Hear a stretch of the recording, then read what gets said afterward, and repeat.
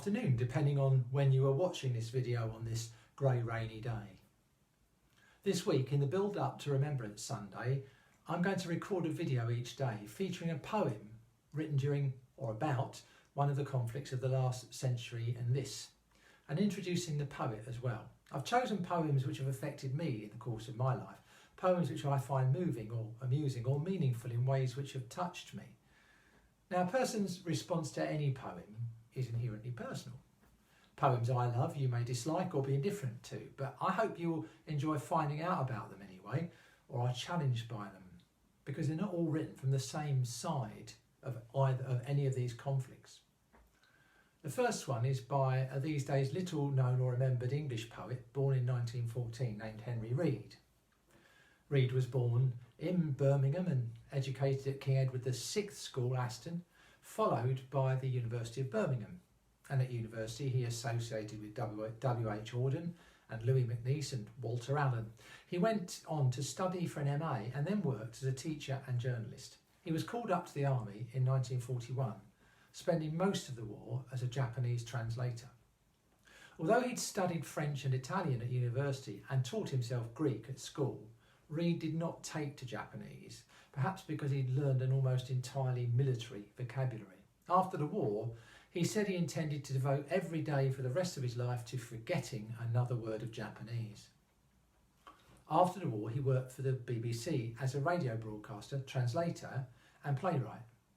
Reed's most famous poetry is in Lessons of the War, originally 3 poems which are witty parodies of British Army basic training during World War II, which suffered from a lack of equipment at that time. Naming of Parts, the first poem in Lessons of the War, was also taught in schools, which is probably where I was taught it, mostly by men who, it strikes me, would have gone through exactly the same basic training which Reed is gently mocking in this poem. He died in 1986. The poem is called The Naming of Parts. Today we have naming of parts. Yesterday we had daily cleaning, and tomorrow morning we shall have what to do after firing.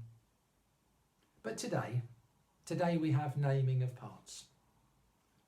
Japonica glistens like coral in all of the neighbouring gardens, and today we have naming of parts. This is the lower sling swivel, and this is the upper sling swivel, whose uses you will see when you are given your slings. And this is the piling swivel, which in your case you have not got. The branches hold in the gardens their silent, eloquent gestures, which in our case we have not got. This is the safety catch, which is always released with an easy flick of the thumb. And please do not let me see anyone using his finger. You can do it quite easy if you have any strength in your thumb. The blossoms are fragile and motionless, never letting anyone see any of them using their finger. And this, you can see, is the bolt.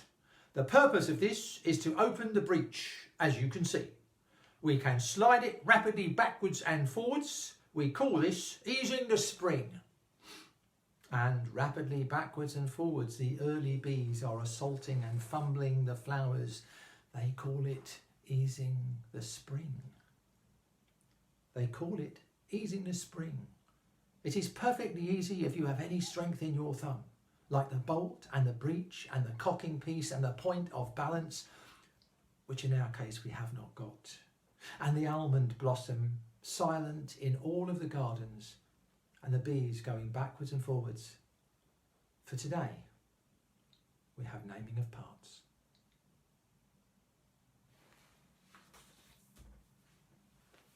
Have a good day. Back again tomorrow, midday, for our next poem by an Irish poet.